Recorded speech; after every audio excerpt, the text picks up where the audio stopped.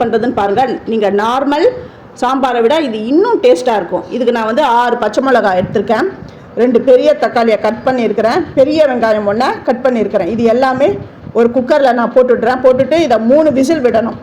இதுக்கு வந்து மஞ்சப்பொடி ஒரு சிட்டிகை, இதுக்கு தேவையான அளவு தண்ணி, இது மூழ்கிற அளவுக்கு நான் தண்ணியை இதில் நான் சேர்த்துட்டு 3 விசில் வரணும்.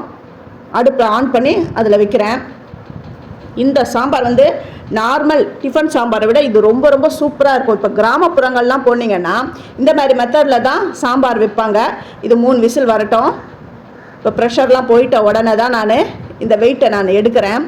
இதை என்ன பண்ணணும்னா இதில் இருக்கிற தண்ணியை இருத்துட்டு இதை சும்மா அப்படியே அந்த கரண்டியால் கலக்கி விட்டிங்கனாலுமே நல்லா மேஷ் ஆகிடும். ஃபஸ்ட்டு நான் தண்ணியெல்லாம் இருத்துடுறேன். ஃபஸ்ட்டு என்னுடைய வீடியோவை பார்க்குறவங்க சப்ஸ்கிரைப் பண்ணலைன்னா சப்ஸ்கிரைப் பண்ணுங்கள், ஆல் என்ற ஆப்ஷனை தொடுங்க. அப்போ தான் நான் போடுற ஒரு வீடியோவுடைய நோட்டிஃபிகேஷனும் உங்களுக்கு காட்டும். இது வந்து நார்மல் சாம்பார் விட இது அவ்வளோ டேஸ்ட்டாக இருக்கும். இதை ஒரு தடவை நீங்கள் ட்ரை பண்ணுங்கள். ட்ரை பண்ணிவிட்டு எப்படி இருந்ததுன்னு எனக்கு கமெண்ட் பண்ணுங்கள்.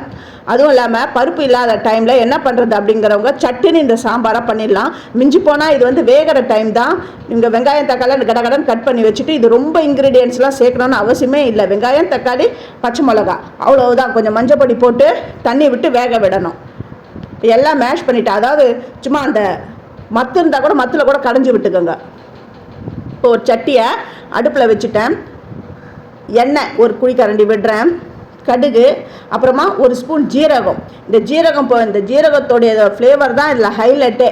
அப்புறமா 4 காஞ்ச மிளகா, பெருங்காயம், கருவேப்பிலை இதெல்லாம் சேர்த்துட்டேன். இப்போ வந்து நம்ம கடைஞ்சி வச்சுருக்கோம் இல்லையா, அதை இதில் விடணும். காஞ்ச மிளகாலாம் நல்லா செவந்துடுது. இப்போ கடைஞ்சி வச்சுக்கிறத நான் இதில் விட்டுடுறேன். இதுக்கு தேவையான அளவு தண்ணியை நான் இதில் சேர்த்துடுறேன். இந்த குக்கரில் கொஞ்சம் தண்ணி விட்டு ஒரு 2 டம்ளர் தண்ணியை நான் இதில் சேர்த்துட்டேன். உங்களுக்கு தண்ணி எவ்வளோ வேணுமோ அதெல்லாம் சேர்த்துக்கோங்க. எனக்கு தேவையான அளவுக்கு தான் நான் தண்ணியை விட்டுருக்கேன். இது சாம்பார் பொடி வந்து ஒரு ஸ்பூன் நான் சேர்க்குறேன். உப்பு, இந்த குழம்புக்கு தேவையான அளவு உப்பு. இது நல்லா ஒரு கொதி வரட்டும். ஆல்ரெடி இதில் போட்டுருக்கிற வெங்காயம் தக்காளி எல்லாமே நல்லா வெந்து நல்லா மேஷ் பண்ணிட்டோம். அதனால் இது ரொம்ப கொதிக்கணும்னு அவசியம் இல்லை. ஒரு கொதி வந்தாலுமே போதும். இது வந்து கடலை மாவு 2 ஸ்பூன் கடலை மாவு தண்ணி விட்டு நல்லா கரைச்சிட்டு இதில் விடுங்க. இதை பரவலாக விட்டு உடனே கரண்டியை விட்டு கலக்கிடுங்க. ஒரே ஒரு கொதி வந்த உடனே கொத்தமல்லியை தூவிடுங்க. நல்லா சூப்பரான சாம்பார். இது ரொம்ப ரொம்ப டேஸ்ட்டாக இருக்கும். கடலை மாவு இல்லை அப்படிங்கிறவங்க உடச்ச கடலை இருக்குது பாருங்க, அதை கூட நல்லா மிக்சியில் போட்டு நல்லா பேஸ்ட் மாதிரி அரைச்சி இதில் சேர்க்கலாம். அவ்வளோ நல்லா இருக்கும். சூப்பரான சாம்பார் ரெடி ஆகிடுது. தேங்க்யூ.